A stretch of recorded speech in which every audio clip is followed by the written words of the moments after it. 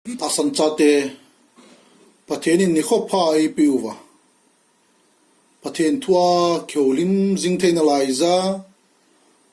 pathian in pharhoi pharpha ai pi jing zalun amasapen ten pathian thangwana khain pe na he tuni phana zong pathian thua chom chaini kyolim na dingovin athupi dinmun kining tal umta ti mangchan ana ki holi mute Bible chang mark pung som chang som li legu ma kuna som ngala sung chu ina vet theu a hi tunin miem zo sen i heaven tulai vanoi miem te la coronavirus in kho alo dim tam ita banga hi chi virus ong ki than lai jin thil tam ta jong ta san cha te la ong ki than than hoi chi ta san ding ham hoi chi ta san lo ding ham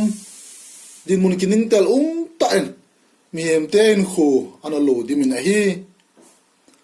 mi bang kha chun bible ka samjang ki mun te e je tuya dia don ding ti a sei lo omin amang kha chun pat san ki kan le chin nat na kuna aki veng bine ti loi omin alo le hoin kai a boy ze hoin kai loading ti aki sei lai za hoin kai khalo hel ho hi ti a chu kai ding alo le kai loading ti a ha sei loi za pangkit kolhon hindu ten bong zuni don le aphai ti a hin sei lo jong kit kon khalin corona hi 666 a hi ti alphabet a kona hin khot do kit loi jong kinin ala mi bang kha chu prayer center ho pathin in tauna ipo hi ti a ansa ne ding ti a sei loi video message ki muti kinin ala ita bang coronavirus ki than lai za le khabu khat The Eyes of Darkness kiti 1981 published aniki bol chun ichin nat nahi China gam Wuhan kona biological weapon dinga hungki sim virus kat ahi tia ana seize kitikit Dr. Lee Wangling in coronavirus tugu apon do zia su gente za ana tie tin izawin ahin aman athi masanga hichin na zendam na ding lo chitum amudoe tia se lo omin hichi chitum ho hi chache ti leaf la omin hize chun China gama mi hon chahi adam lo ha don sawe tia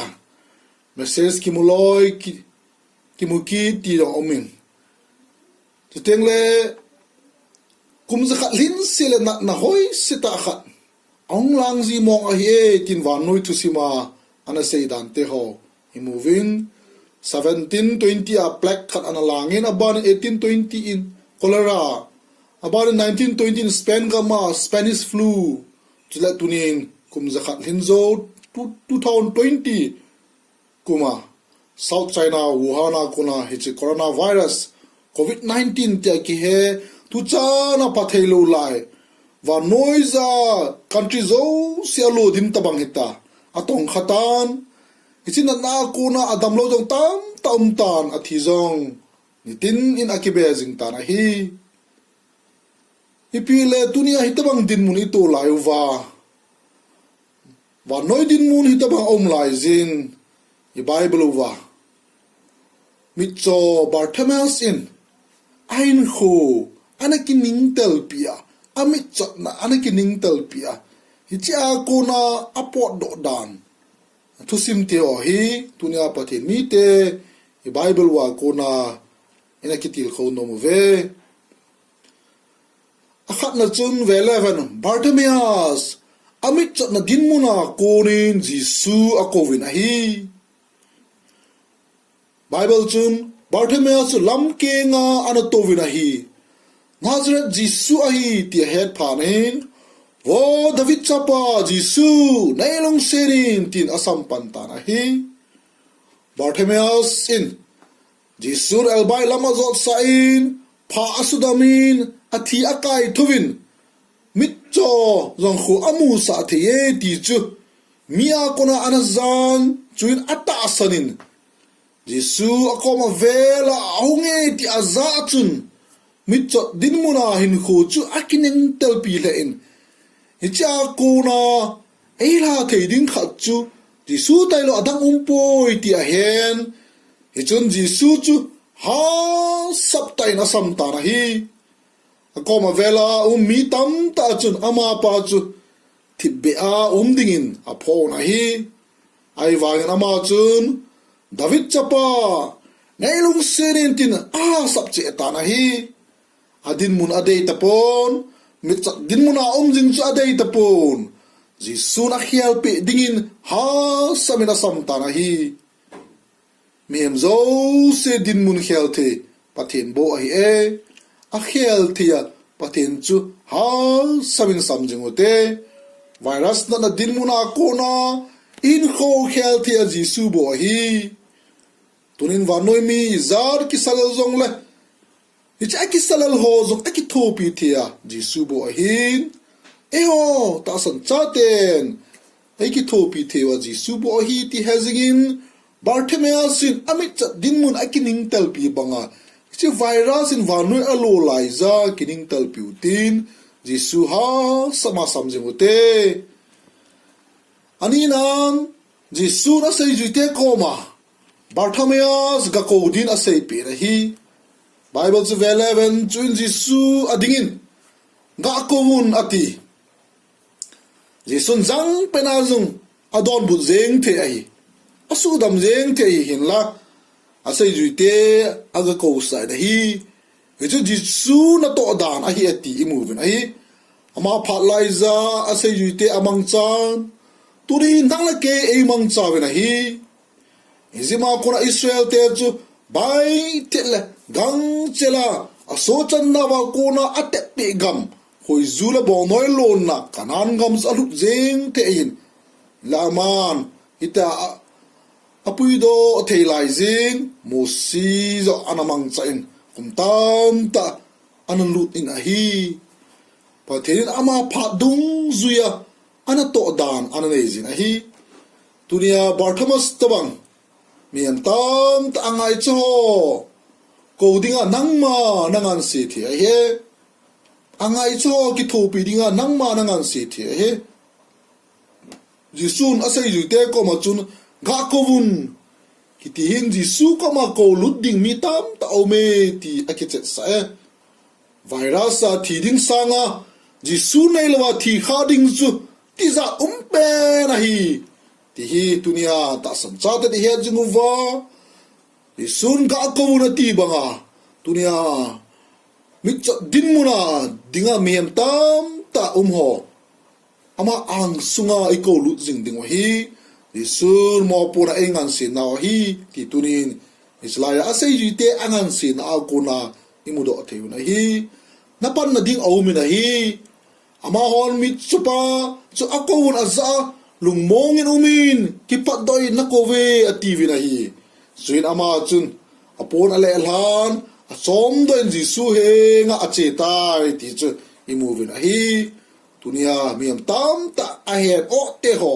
apun ale la the ding wa ahen o ale la the ding wa Jisu na ko ve tia inga sei pi jing wa tunia angai cho ki tho pi jing wa ipan pi jing ding chu Jisu kang bul lung thei lo lai ho ilung sa ding chu tunia Jisun engan se na hi ti tuni i Bible un kitchen ta ai sei pi ve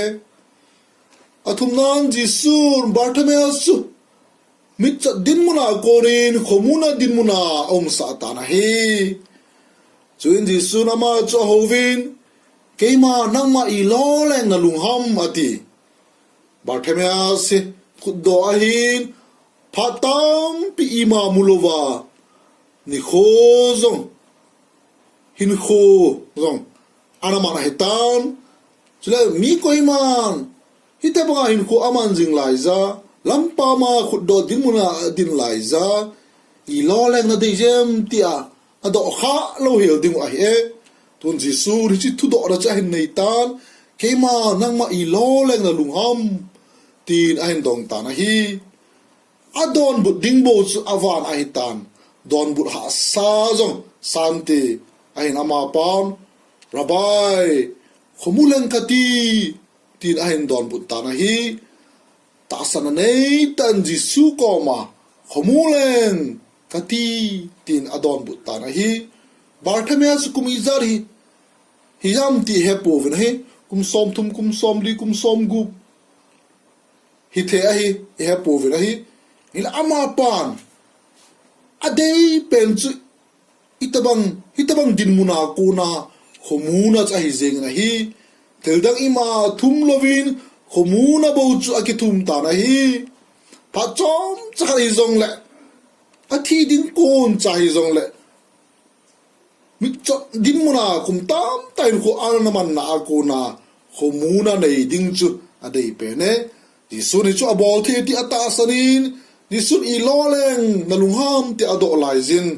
rabai ho wil khomuleng kati tin di su ko ma anadon but na hi hijun di su na za chetan nata asane na dam sa hitai atile chupe ta jun khu amu pai zengin lamdung lung chun Giêsu azui ta na hi Bartimaeus sin ain khu a amu masat pen chu Giêsu a hi na hi asudam pa hi na hi chuin Giêsu azui ta na hi Giêsun ata sa khomuna jong aha sa ta chuin lagawa khomuna jong aha sa ta na hi ta sa khomuna anei chun Giêsu nung zuinan anei sa ta na hi tunin zong miem tam ta sa khomulo zong uminte zong le lagaw lama khomulo zong tam na la inte lagaw lama khomulo na hi alin zo na hi azi chu hi chi pathin to ki khen na a hi na hi hi cha hin kinem na talo lagaw lama khomulo lo na chu hin na talo va talo a hi na hi muthembo ta na hi koi ta ba hi chi muthima va na la yu mu zong le hi chi va sunga chu hunglu din pakai mina ki ti mu na hi Giêsu bo ai e hi chi mit din mu na ko na khumuna din mu na ai din sa theu wa thil dang ima po na hi le shida mi am thil bol the la i ti ki sala zong la an e chi Giêsu i mu the now Allah hi chi khomuna lagawa ai nei the now chu Giêsu a kon bo hi Bartimaeus sin hi chu Giêsu na bol the ti ata sarin Giêsu ri loleng na de yam ti ado lai zin aman khomuleng ka de ye ti dan don bu na hi turin zong Giêsu ai dong jing ve i loleng na de yam ti a ai do jing lai wa khomuna nei lai khale Giêsu ko ma khomuna ka de je ti anaki thum zingote Bartimaeus sin mit din muna in ko man chu akini